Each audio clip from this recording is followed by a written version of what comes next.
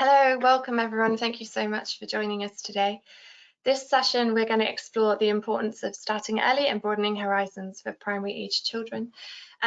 Before we start the session, we'd love to ask some questions to get a sense of your attitudes towards career-related learning pre-session, and then we will also ask the questions again at the end, and if we've done a good job, hopefully there might be a shift. So, Willow, would you be able to launch the first poll? How important do you think career-related learning is? So this question, how important do you think career-related learning is just to get a sense of your views now. So we won't do too long, these just a couple of seconds or so.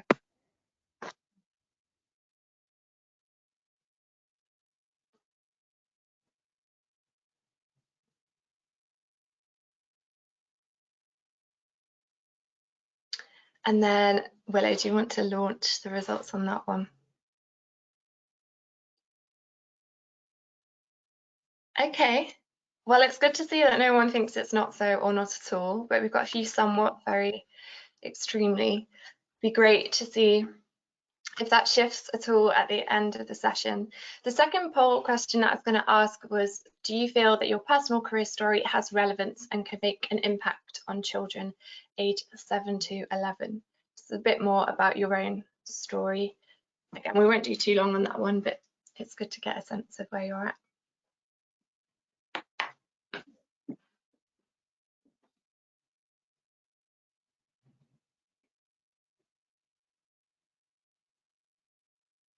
A few more seconds on that one, and then Willow, if you want to launch, that would be awesome.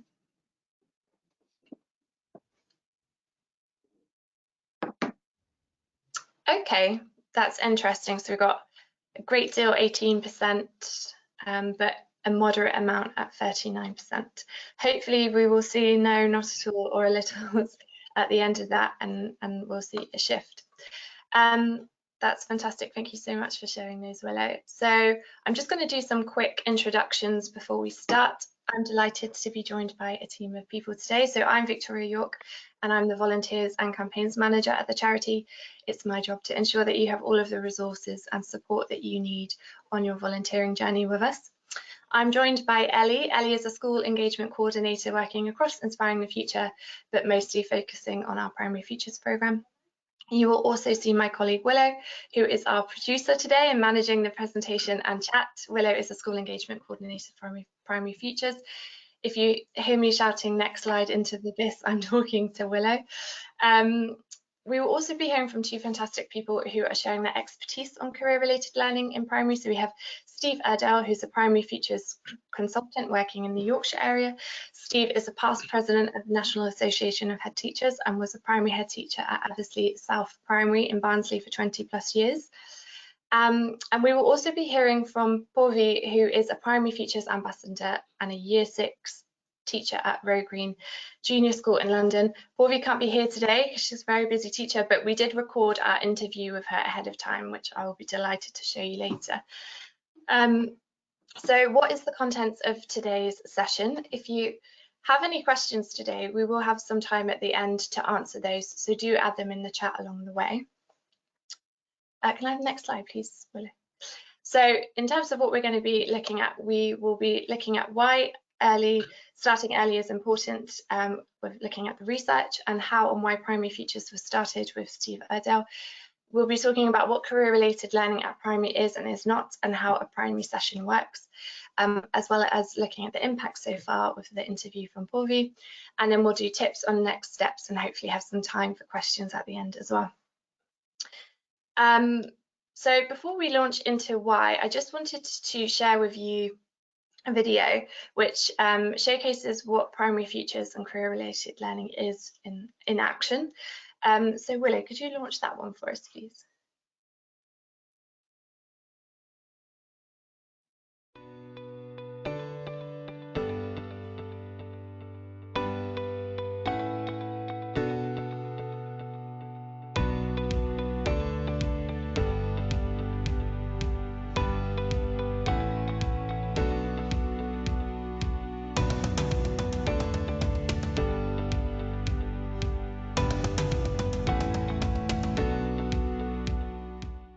we're going to do today is learn about jobs through a fun and exciting game.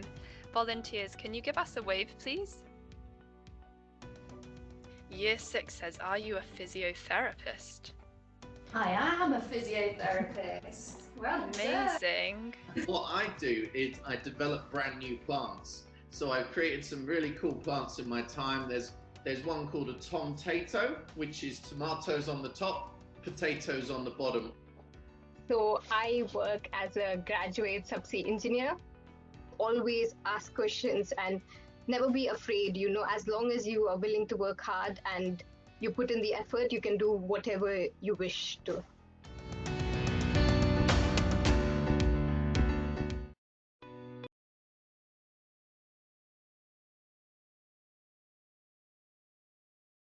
Thank you so much for sharing that one, Willow. I hope that brings to life just a little bit about what we'll be talking about today. So I'm now just going to talk a little bit about why it's important. There are lots of reasons as to why it's important to start early, but I have pulled them together in 3 key points for you today. The first one is you can't be what you can't see. So if you don't know a job exists, how is that something that children can aim for or see as a possibility for themselves?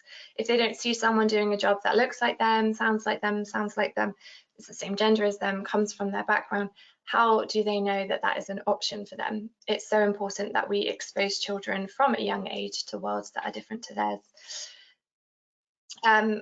The second reason is children from as young as 7 and also other research shows as young as 5 have ingrained stereotypical views about the jobs people do based on their gender, ethnicity and social background. I'm going to talk a little bit more about that when we talk about the research shortly, but one of the reasons why it's so important to start from an early age is that children are forming stereotypes about what they can and can't be based on their gender, ethnicity and social backgrounds. The third reason is it's about opening eyes to possibilities, capturing imaginations and broadening horizons. So this is very much a point that we'll make again and again in this presentation. Starting early is very important about introducing ideas and not limitations. It's about sparking that kind of light bulb moment and showcasing a diverse range of jobs, voices and people so that a whole new world of possibilities is open to them. So the research, I just want to talk a little bit about 2 key reports that have been really influential and impactful in terms of the career-related learning in primary. In 2018, Education and Employers launched Drawing the Future, which was an international survey that explored primary-age children job aspirations and what shapes and often limits their career aspirations and dreams for the future. The research was based on the analysis of 13,000 survey responses from children aged 7 to 11 years old in the UK. And specifically, the survey asked children to draw what they wanted to be when they were older and asked where they heard about that job. So for instance, was it through their parents or someone they knew? Alternatively, were they influenced by other local influences such as the internet, television or social media? There were 3 key findings. Next slide, please, William. One was gender stereotyping exists from the age of 7. So across the sample, children's aspirations appear to be shaped by gender-specific ideas about certain jobs. So for example, boys overwhelmingly aspire to take on roles in traditionally male-dominated sectors and professions.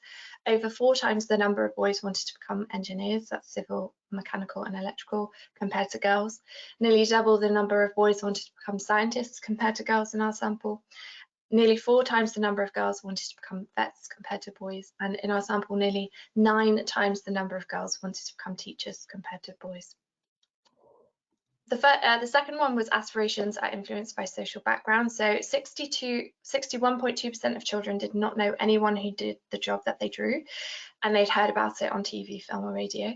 Of those who did know someone who did the job that they drew, the analysts found that parents and other extended members of the family, so siblings, grandparents, were the most influential in defining children's career aspirations.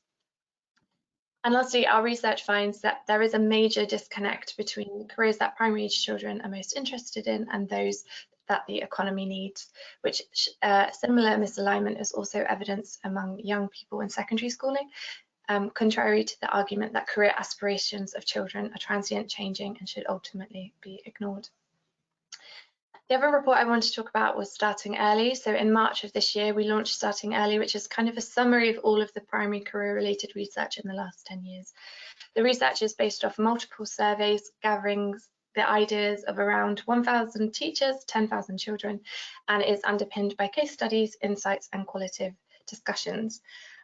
So in terms of example findings, we found that 90% of primary school teachers reported in 2017 that involvement in activities with employers could impact the academic attainment of pupils. In 2018, the top 3 outcomes for teachers were challenging gender stereotypes, bringing learning to life, and broadening children's aspirations, which was supported by 97% plus of respondents, with 60% strongly agreeing. After participating in career-related learning events, 82% of around 9,300 children agreed that I now understand learning maths, English, or science can be useful in many jobs. And out of some 1,200 children in schools with most economically disadvantaged students, 78% said, I now know there are lots of jobs available to me when I grow up, and 74% said, I feel more confident in what I can do after today's activities. So now that we've presented a bit of the research, I'm delighted to be able to talk to Steve Erdel, who is going to share more about how primary futures came about and why it was needed for primary children as well. So welcome, Steve. Thank you so much for being part of this. You've been part of Primary Futures since its creation. Can you tell us a little bit about how it came about and why you thought it was important to introduce career-related learning to primary schools?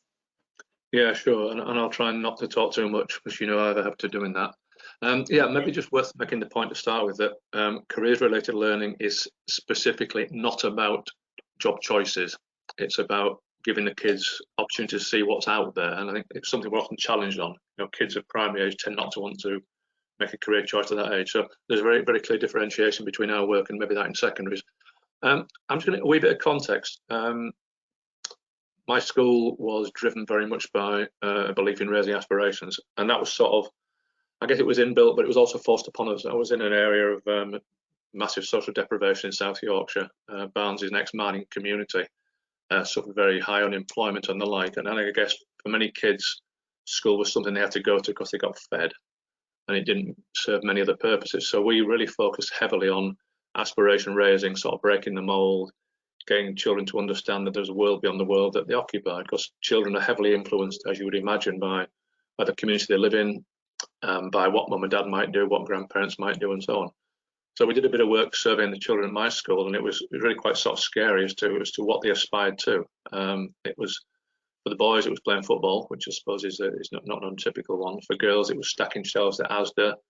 Quite a number of girls actually were quite keen to get pregnant, because getting pregnant appeared to lead to getting council housing in the local authority area. So it was really quite challenging, and so for us, raising aspirations was absolutely critical. And I think it was the fact that I then fell just by chance into Primary Futures was sort of an eye-opener for me, and it gave me something really exciting to take back to my school. Where did it all start? Well, it was almost by chance, I guess. I was president of NHT in 2012-13, and on one occasion we were in a pub in Birmingham one evening after a conference, and the CEO of the charity approached the General Secretary of NHT and had a conversation about what could we do with a small amount of money to bring something into primary school that was already operating in secondary. And at the time, Inspiring the Future was what was going on in secondary, which was very much around volunteers talking to kids, sort of to young people in secondary schools about job opportunity, what was out there. And what the CEO of the charity was pushing for was to consider dropping down into primary schools to see if we could offer something around careers related learning. And of course it was for us a massively exciting opportunity. NHT has got 90% of our members in all primary schools across the country, so you know we have influence and people in most primary settings. So for us it was an ideal match. So we pretty much snatched the hand off and said, yeah, this is exciting, we can work with this. And I was very fortunate, I guess, that as I was president, I was given first refusal as to whether I wanted to lead the project or not. Of course, it was very dear to my heart, something that actually my school was trying very hard to work on anyway. So it was sort of a natural progression. So I picked up the mantle in 2013. Was so excited by it, actually. I took early retirement a year later to work not exactly full-time in Primary Futures, but to work far more heavily in the Primary Futures career-related learning angle. And I think that the key thing for me is this makes such a big difference. Raising aspirations is something that we all talk about. Do we all do it in primary schools? I'm not so sure. Many schools have become exam factories, and we could debate government policy for many hours, and that's not what we're here for. Saying to kids there's a world out there which is different to the world that you occupy, and you have the ability to get there, is really where this is so very important to me. That's really helpful to hear. Thank you so much. As someone who has been a president for the National Association of Head Teachers, a primary head teacher for many years, and a consultant on this programme, can you tell us what you've learned about the impact that career-related learning in primary can have on the children it reaches? Yeah, sure. I mean, if there's no impact, we won't be doing it. I mean, it's already been alluded to in some of the opening slides. If you want to read reports, there are plenty of reports out there. Starting early is clearly one of them, which pulls together an awful lot of the stuff that we've done recently, and that's very readable. The feedback from volunteers, from children, from school teachers, school leaders is really very positive. I mean, it spells out the impact that we're having. So we know it's there. I wouldn't be sat here talking to you if I didn't think there was something in this.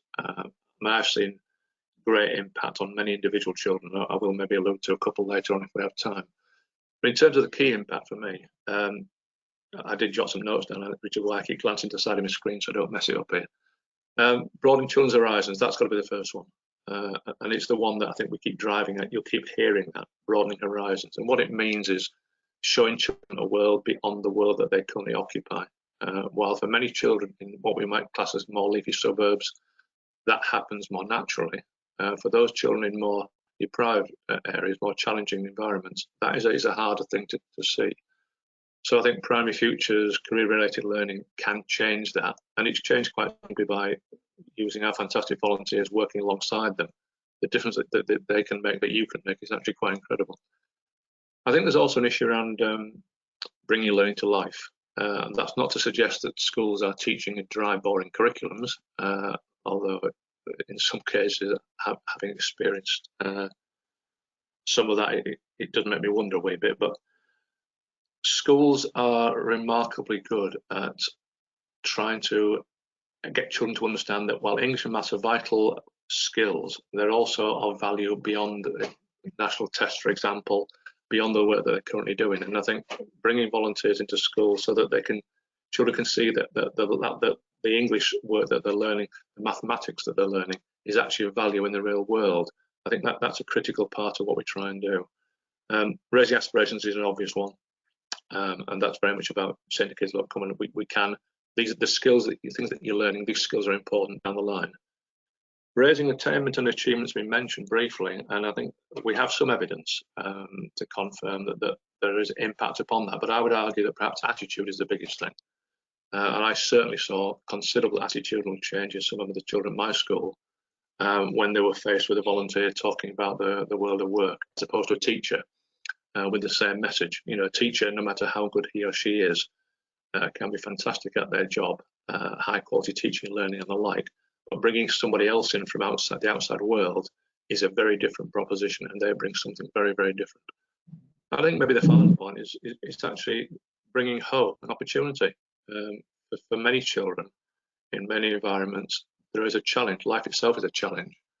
And I think the fact that something can be brought into schools, children can see something, can talk to somebody, can handle artifacts and the like, it's that actually says to children there is something else out there. And I think that hope, in some communities, in my experience, has been largely lost over the years. And I guess the last 12 months hasn't made that any easier, which I think makes the work that we're doing now and hopefully your involvement even more important. And quite simply, how do we do it? Well, that's just an easy one. That's yourselves. What we need are volunteers from all walks of life, not necessarily those who have the most fantastic, exciting jobs, although of course they're all vitally important to us. It's actually anybody from the world of work has something to offer. I've had people say to me, there's no point in me talking to children because my job is boring. And while the job title might well sound boring, the reality is individuals from the world of work bring such exciting experiences for children. So you can inspire the next generation massively. That's amazing. Thank you so much for that, Steve. I was going to say share some words of encouragement, but you already did it. The last bit there was perfect. Okay, I'm going to pass over now to my colleague Ellie, who's going to talk a little bit about career-related learning in primary futures specifically. Perfect. Thank you, Victoria. So hi, everyone. Just going to talk a bit about our Primary Futures programme. So what career-related learning at primary is not, it's not the same as career-related learning in secondary schools, as at primary age from 5 to 11, the activities that encompass career-related learning are different to activities in secondary schools and further education colleges. It's not about making choices or decisions or providing specific guidance on university options, for example. It's more about broadening horizons and giving children that wide range of experiences of the world, including the world of work. It's not about having a perfect volunteer, as Steve said, with an exciting job and linear career journey. Career-related learning is about showing children the vast range of possibilities open to them and helping them to keep their options open for as long as possible. If we could have the next slide, please. So what Primary Futures is and what career-related learning at primary is about being inspiring, motivating and exciting. The emphasis in primary is on diversity, exploration and making learning fun for the children. And as mentioned, the activities in primary schools will look different to the career education that may be familiar in secondary schools. It's about challenging the preconceived ideas and stereotypes that children have about certain job roles that are out there. It's about bringing learning to life by linking the world of work with their curriculum, as the activities are to excite children about their subjects and show them the link between these subjects and the world of work, in addition to learning about soft skills that are just as valuable. It's about sharing your real-life career stories with them, as this is a light touch opportunity to pique children's interest and allow them to ask questions about the wider world. If we can have the next slide, please. So for primary schools, we have two flagship formats, but teachers may come up with different activities for their pupils. And at primary level, these tend to be focused around questions and then answers, and you can use props and a uniform if you have one to help bring your job to life for the children. So our first one is What's My Line? And in this activity, the children will ask yes or no questions to gather clues and help them guess what your job role is. And this is followed by a big reveal from you about your job and some questions from the children afterwards. Our second format is a classroom chats, and this is a bit more traditional style, with a volunteer giving a 5-minute talk followed by questions from the children at the end. And both these formats can be done in person or virtually, and results from our starting early report show that virtual events have been just as impactful as face-to-face. These activities will often be related to the topic the children are learning about in class, and these activities are again a great way to broaden children's horizons and show them a range of different jobs that are out there. It's also important to break down the gender stereotypes they may have, as often children might see male and female volunteers doing jobs that they didn't think they could do. Next slide, please.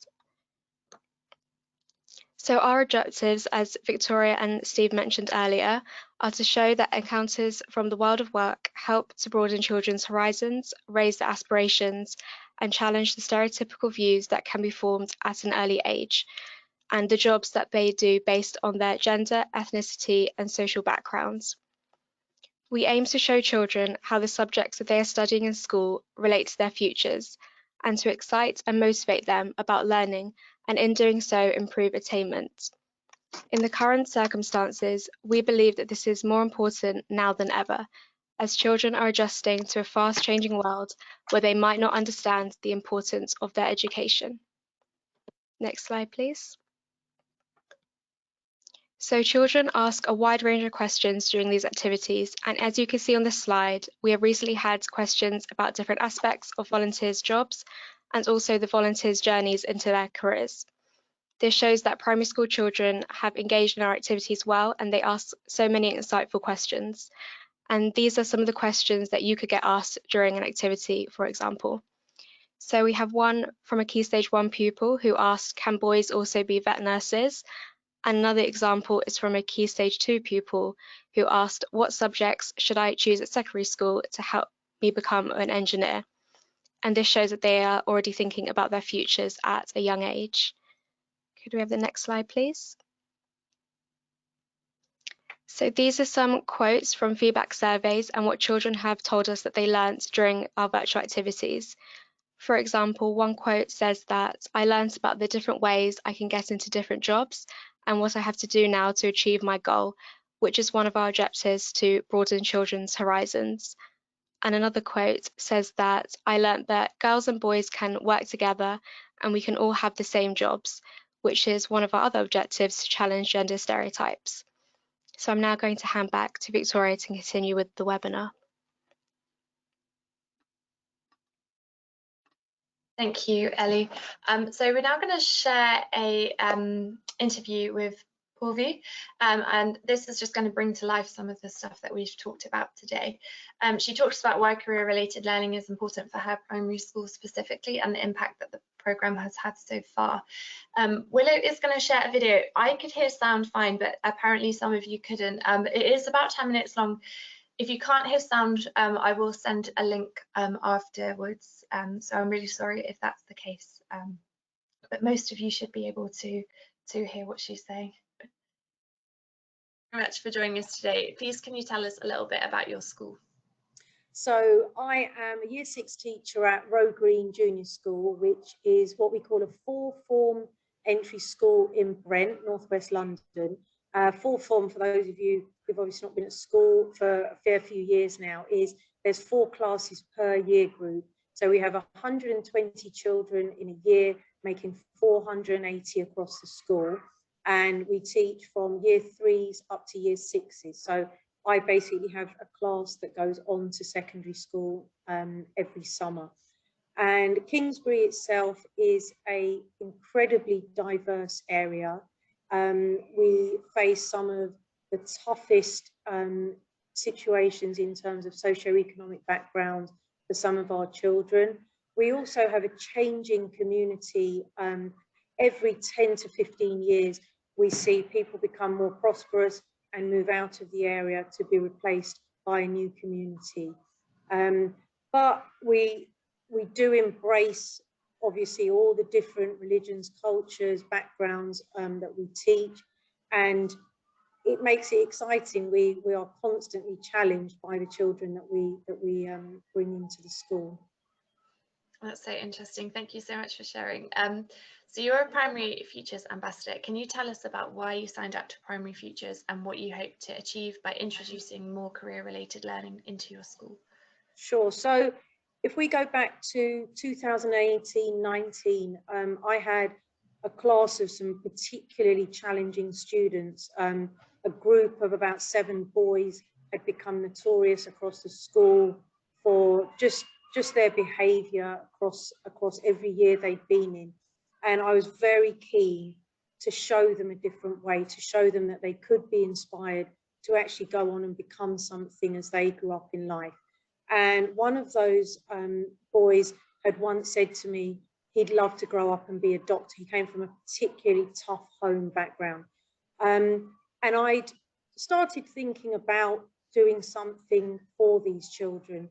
And I came across Primary Futures, and they'd actually done a piece of research which told me that from about the age of 7, children already have an idea of what they think they can go on to do. A lot of it is ingrained by what they see at home, what parents do, and the wider community around them. They seem to almost start pigeonholing from that very, very young age of what they think is really suitable for them. So with that in mind, and this young lad who had said to me, you know, Miss, I'd love to be a doctor. We, in science, happened to learn about the human body in year 6. And my brother happens to be a doctor, and he very kindly gave up some time and came in and spoke to the children. And I honestly didn't know how that would go. I'd never hosted something like that before, but for this boy and for the other kids, I wanted to do something. And they were just fascinated by it. They were just taken in by this person who came in and spoke to them on a level that they could understand. So we come from a very simple home. My parents were immigrants to this country back in the 60s, and they sacrificed an awful lot for us both to get the educations that we did. And their whole sort of ethos in our home was to get an education, to open up some doors for ourselves, to get the opportunities that they never had. And so when I saw what that one session did, I then looked at the Primary Futures site, and that really then got me thinking, wow, I could do something across the school. So we decided that we would start with Year 6, really because I think by that age, they're ready to take this kind of information in, and they have ideas of what they want to do as well. And of course, we hosted a week of these events. We hosted over 50 people in total who came in and spoke about their backgrounds, their careers, and their own dreams for the future as well. That's yeah, such a nice story. When you host a Primary Futures session, what are the key objectives that you aim to achieve from the session? So really, in terms of the guests, the first thing is to make them comfortable, because so many people always say, oh, it's the first time I've got into a school again since I left. And I guess people like me forget that you take your own schooling experience in whenever you walk into a school building. And so we try and make them feel that it's okay, whatever they say, the children will absorb it. Kids can be a pretty tough audience if you go in and start talking about things that is just not relevant to their lives. So my advice is always just talk about yourself, talk about your life. Where did you grow up? What kind of challenges did you face? What did you want to become when you were a child, when you were sat in a classroom? What dreams did you take with you? And then where did your education take you? I think all of us enjoy the honesty that guests seem to want to give to children. And actually lots of people fed back and said it was really interesting because it made me think as well of the things that inspired me as I grew up. And now I'm able to give something back to children as they start thinking this way as well. And for the children, of course, we just try and make them take in as much as they can, to think in terms of, okay, well, this person studied this and then they went down this route. So actually, there's not just one line, there's lots of different ways I can go about things as well. Yeah, it's so true. It's about often the story. It's not about the key points within it. Absolutely. The overall thing, yeah. So can you tell us a bit about what your Primary Futures activities have looked like? So this is like potential year groups, ages, format, lengths, types of volunteers, that kind of thing. Yeah, so because of COVID, unfortunately, last academic year and this one, there's been hardly anything we've been able to do with lockdowns, and then ourselves picking up remote learning as new tools as teachers, really.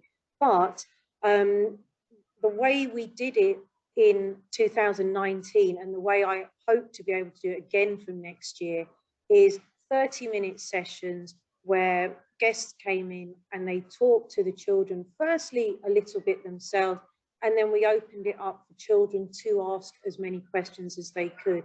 So we've done a lot of preliminary work in our classes, thinking about careers themselves, thinking about prejudices that come in to career choices.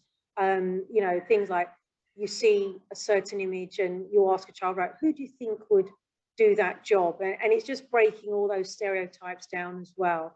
And then they were all versed in questions that they would want to ask someone who came in to talk to them. So trying to keep it as informal as possible. And then we had a couple of people who came in with PowerPoint videos of things that they'd done.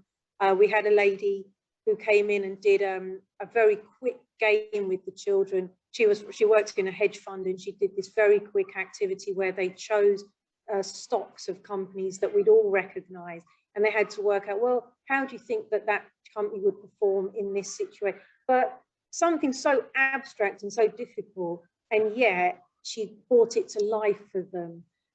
So you know, it surprised me as well just how creative the people who came in could be, and say, you know what, yeah, let me do something a little bit different with the children, rather than just talking to them or talking at them, which, let's face it, none of them appreciate. Yeah, there's that interactivity. Yeah. So for our volunteers who are going to be at the session, do you have any closing words on why you think career-related learning in primary is important, and maybe something for those who might question how beneficial sharing their story with primary children would be?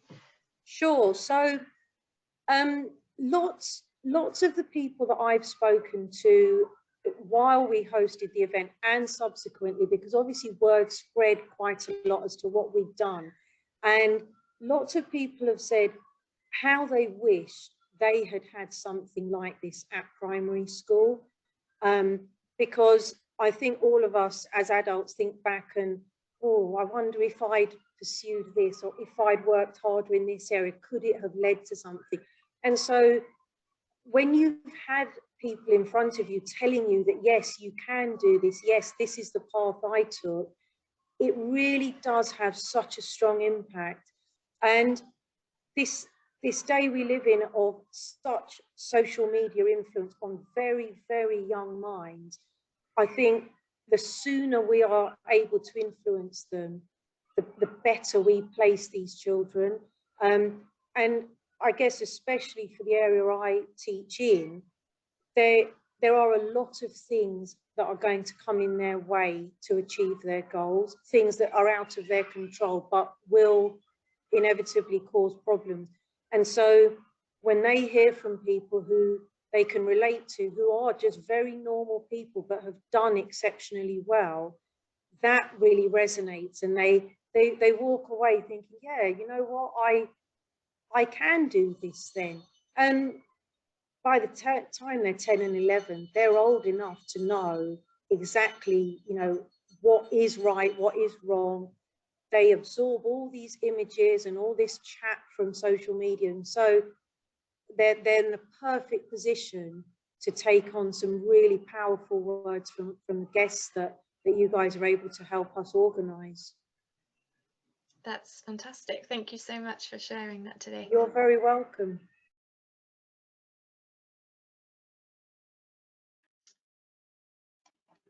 There we are. I can see.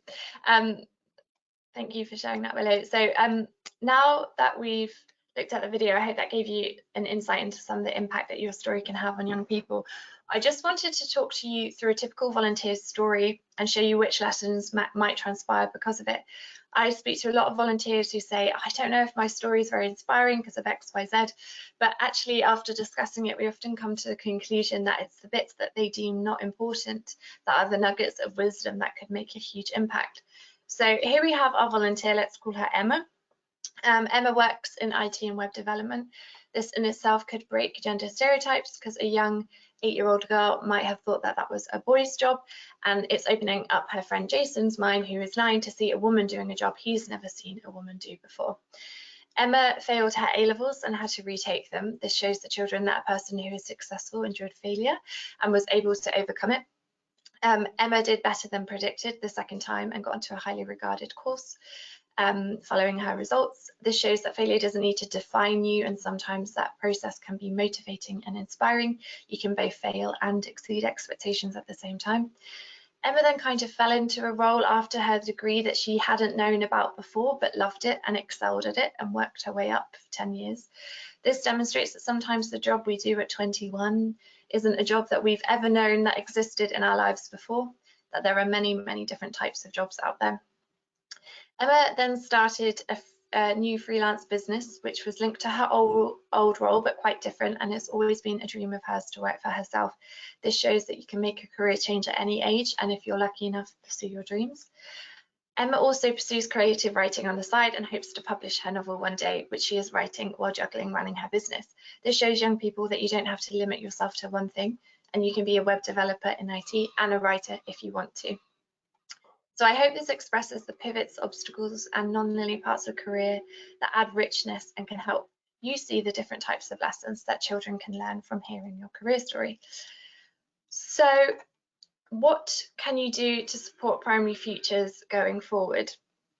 Well, I have 4 key suggestions. First is be open to supporting primary activities on the system, and please do respond to all invites that you receive, even if it's to decline. It's really helpful to know that you're engaged and for the teacher coordinating. Do add I'm keen to support primary activities on your profile if you'd really like to get them. The primary schools will see that when they're looking, and they'll be really grateful to know that. You can also express interest in primary activities. If you're not sure how to express interest, there are lots of resources on our portal. But if you are stuck and want to know more, just email us and we'll be happy to help. And lastly, do spread the word to volunteers and to schools. This is a national programme and we want to reach as many young people as possible. We want as many diverse stories as well. So if you know any schools and that aren't signed up, do let them know about this fantastic free resource that can help them with their career-related learning too. So that's everything in terms of us presenting, but before we go to questions, I'm just going to ask Willow to relaunch the polls that we asked at the beginning of the session. So those are the questions: how important do you think career-related learning in primary school is? It might be the same as what it was before the session, it might have changed a little bit. We'll just do a few seconds on that.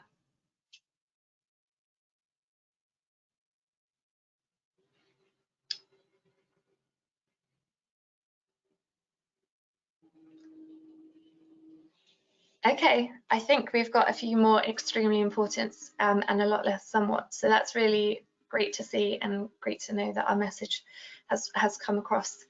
So the other question I wanted to ask is, do you feel that your personal career story has relevance and can make an impact on children aged 7 to 11?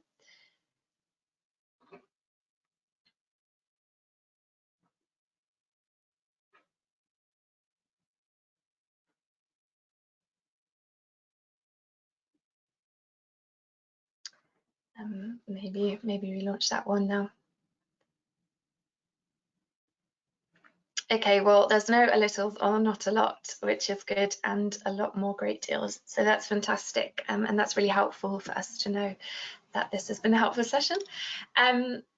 My colleague Ellie is also going to drop in a SurveyMonkey link into the chat now, just before we get swept away with questions. So if you have 2 minutes, do fill that in. We do read all the feedback that we receive, and it's just helpful for us to know whether this session was helpful and what we can do to make it even better next time.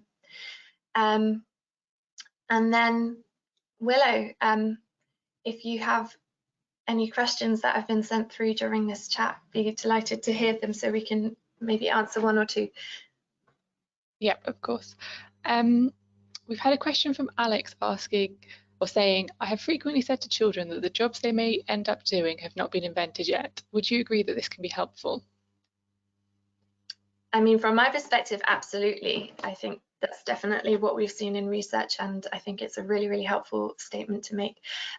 Steve, I saw you nodding there, so I wondered if you wanted to say something.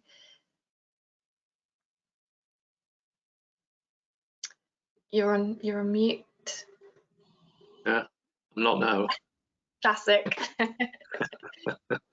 No, I totally agree. I mean, it's a fact. I remember some research a few years ago that flagged that up, and it's becoming more and more important. And I think, as is the fact that you might start one job and do a different job down the line. So yeah, I wouldn't say that's a really important message to push. Definitely. Thank you. Another question? Yes, go for it. Have a question asking, what do you think about image projected by professionals? How does one come across if one dresses a certain way? Guidance, please. Gosh, that's an interesting question. As in, I don't know if I fully understand the question. Is it? Can you just say it again? Okay. What do you think about image projected by professionals? How does one come across if one dresses a certain way? I would say, if you don't mind me saying, I think just dress however you would dress when you work.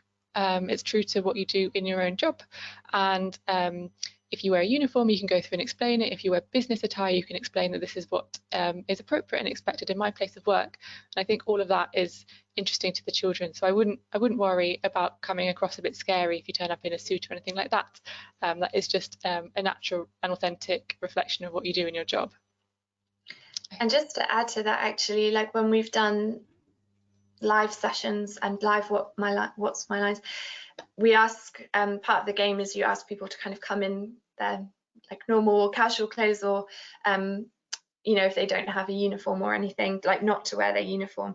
And it's quite interesting what the young people perceive from the clothes that the people are wearing. So very much, if there's a young woman who's fairly fashionably dressed, the young people will automatically think that she is a fashion designer or a hairdresser or something to do with that. And actually, you know, often she'll be an engineer or work in HR, like it won't be related to her clothes at all.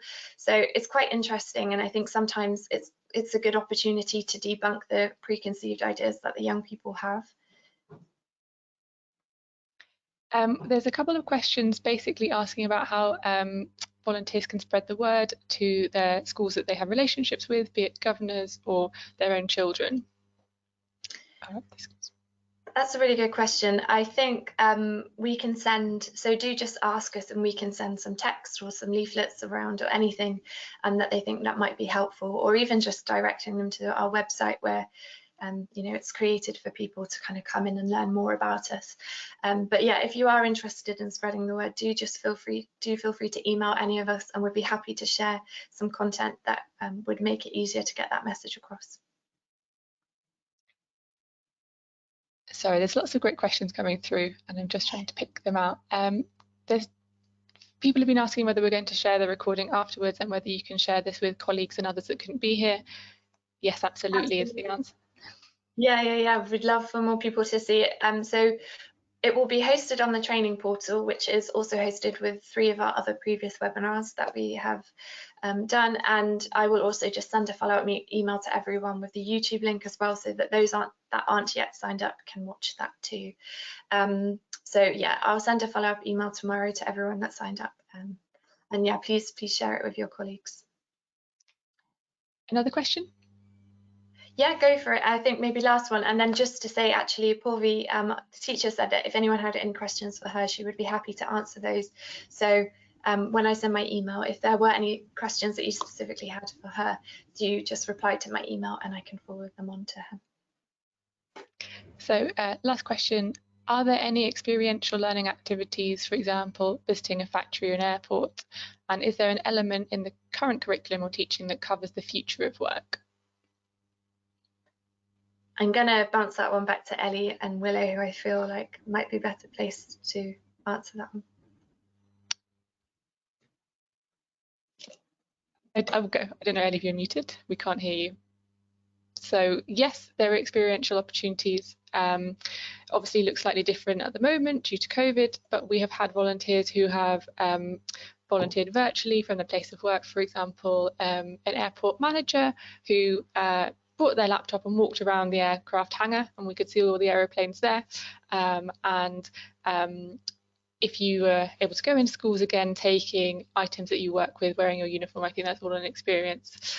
And then it's possibly a conversation that you could have with teachers about whether it was an off-site trip, but that's again a conversation to be had with teachers. And Steve, I don't know whether you have any ideas about curriculum and the future of work. Yeah, I mean, just back to what you were just saying. I mean, I've experienced many times, certainly pre-COVID, where schools develop relationships with volunteers and the place that they worked in, where actually school trips have taken place. You know, sort of Northern Rail springs to mind, for example. So those relationships sort of get built between the school and the volunteer, and I think that they're a fantastic thing to develop. Yeah, I mean, the new curriculum, which is ever changing, of course, does lend itself to some extent, but it depends really on the line that schools want to take. Certainly in my limited experience recently, because I've been out of school quite a while, we have more and more schools who are drifting in that direction, but it's not something that schools have to work towards. It's not something that schools have to teach, but I do think that more forward-thinking schools are looking beyond the sort of standard curriculum and looking at other opportunities, and I think Primary Futures career-related learning is actually part of that. Yeah. Oh, Ellie, were you going to say something? No? Okay. Awesome. Thank you so much for everyone who attended today. I hope you found it helpful. Thank you so much to Steve, Ellie and Willow and Porvi as well. Like I said, I'll be in contact following up, but if you ever have any questions, you can always contact us on Twitter by calling us or on those 2 emails there. Yeah, thank you so much and look forward to seeing you soon. Bye.